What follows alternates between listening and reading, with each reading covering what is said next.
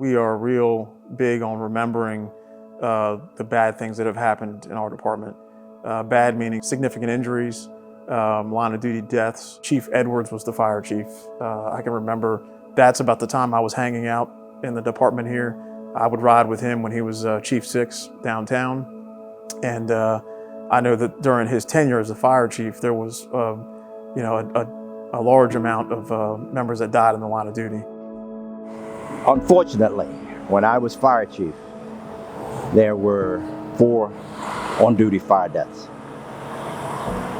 3 were the direct result of something that occurred while fighting a structural fire. I had been on a fire when I was a firefighter. As a matter of fact, right up the street, 5th and L.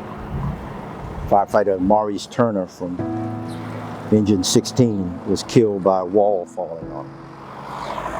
I was still assigned to Truck 10, and we ran the 3rd alarm. And the emotions that were generated from Firefighter Turner's death stayed with me.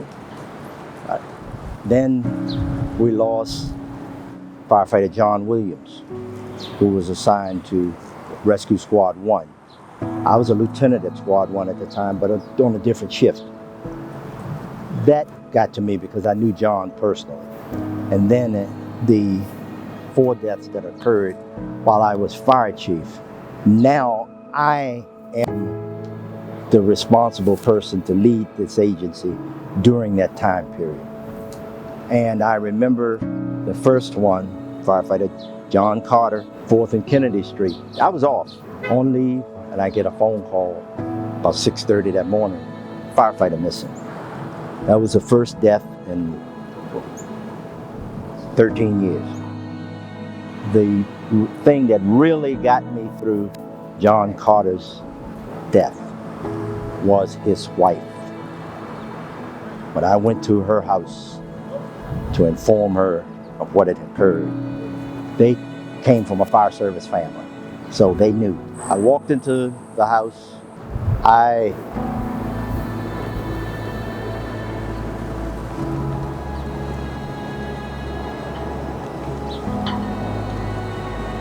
walked back into the bedroom.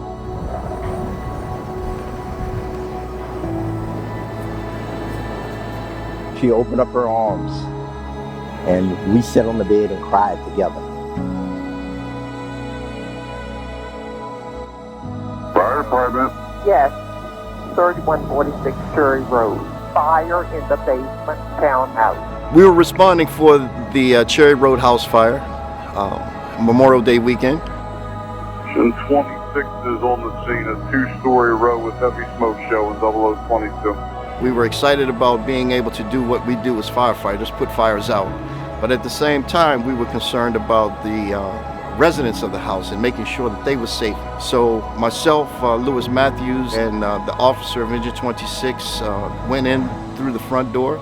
We crawled down the hallway through intense heat and smoke. I saw a doorway, a flash of flame came through that door, and the room instantly blackened down, and we had intense heat and smoke on top of us. There was someone in the room other than Lou and myself that was screaming. I thought it was someone who was inside of the house before us, maybe one of the residents on the upper level. And so the screaming was a screaming of intense pain, and then the screaming stopped, and whoever that person was, which we later found out was Tony Phillips, had fallen to the floor. The result was the death of one of our firefighters.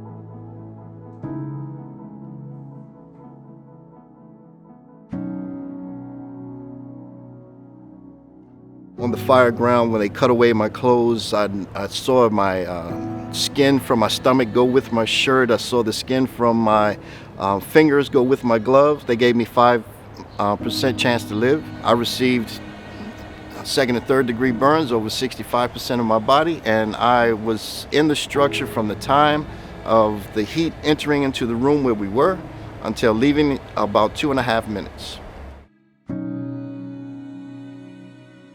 Those line of duty deaths most likely because there was information available. The internet wasn't around yet, but there was certainly a lot of documentation about how they died. There was after-action reports by the department that were completed, and a lot of that then is what we still use in training today because the lessons are so powerful and it's in our own city. What helped me to survive during the Cherry Road fire was my training. We had a training exercise where what we called the maze, which firefighters would enter into the maze and they would have to actually find their way in and out of the maze without any visibility. Safety now is of the utmost concern. When I came on board, we were an extremely aggressive interior firefighting department. I have a photograph of what I looked like at the back of Rescue Squad 2 after a fire. And look at what I was wearing compared to the envelope, basically, that the firefighter wears today. Everything from gloves to Nomex hoods to trousers to turnout coats, the SCBA. Safety is very, very much improved. The health and wellness of the individual firefighter is looked at much closer now. We've instituted the Mayday procedures to assist a firefighter that may be in trouble, because if you don't keep your people safe, they cannot serve the public. One of the first things that I did when I became chief was to implement a safety officer per shift. So now that safety officer is responsible for fireground safety of personnel. We have to change our definition of what being a good firefighter is. That it's not the one that can take the most beating, it's the one that can effectively do their job, not injure their body, not die as a result of it right there, or die later on because of some long-term exposure they've been put under. We really don't take health and fitness as serious as we should. I lost 2 family members. One was my dad and another one was a cousin. They both suffered a heart attack on the job. It was devastating, honestly. It's something I wouldn't wish on my worst enemy.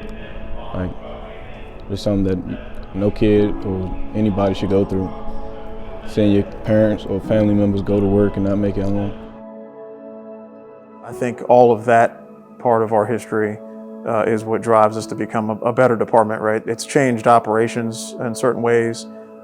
We've had a lot of advancements in technology or our equipment or apparatus, but the one thing that continues to drive the fact that we gotta, be as good as we can or get better is the history of what's happened in a negative way in our department. The one thing we've done at the training academy is take every face of every individual ever killed in the line of duty that we have currently on display. And the reason we do that is because as everyone comes in the department, as they come here for training, we want to make sure that that sacrifice is remembered, is that sacrifice that people have made before us.